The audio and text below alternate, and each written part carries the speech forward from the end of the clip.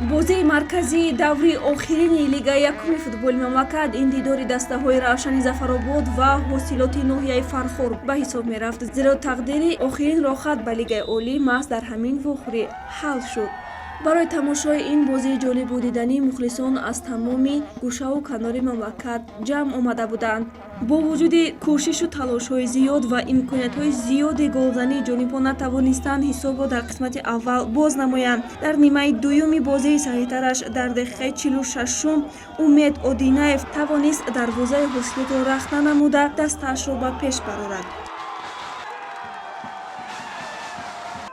дар дақиқаи 62-ум Муҳсин Мадулоев ба задани гол мушарраф гашта таносубро барқарор сохт.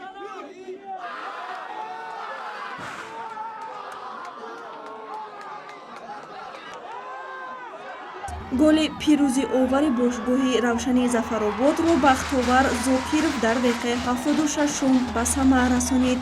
ҳамин тавр дар ин рақобат бошгоҳи Равшани Зафаробод бо ҳисоби 2-1 ғалаба ба даст оварда бори аввал дар таърихи мавҷудияти даста роҳхати лигаи олиро ба даст овард. ёдовар мешавем ки бошгоҳи Равшани Зафаробод соли 2016 таъсис ёфтааст. лозим ба ёдоварист ки бошгоҳи Регар Тадази Турсунзода қабл аз муҳлат соҳиби гузарномаи якуми лигаи олӣ шуда буд.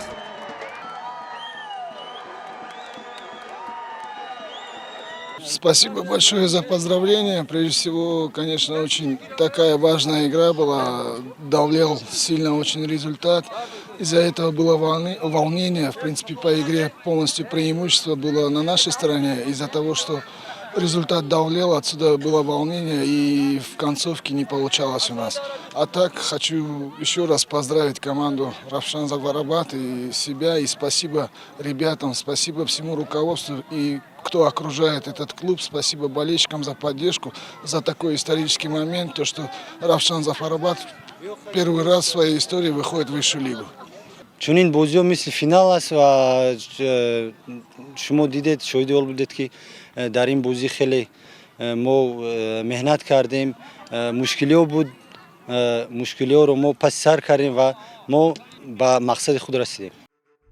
ҳамин тариқ бозиҳои даври 22-юми лигаи олӣ ба анҷом расиданд. дар ин марҳила Ваҳдат аз Барқчӣ шикаст хӯрд, Паншер Пахтакорро мағлуб намуд, Регар Тадаз бошад бо ҳисоби 7-2 Сарои Камарро мағлуб сохт ва моҳири ноҳияи Ёвон ҳам дар майдони худ бар Ҳулбуки ноҳияи Восе зафар ёфт.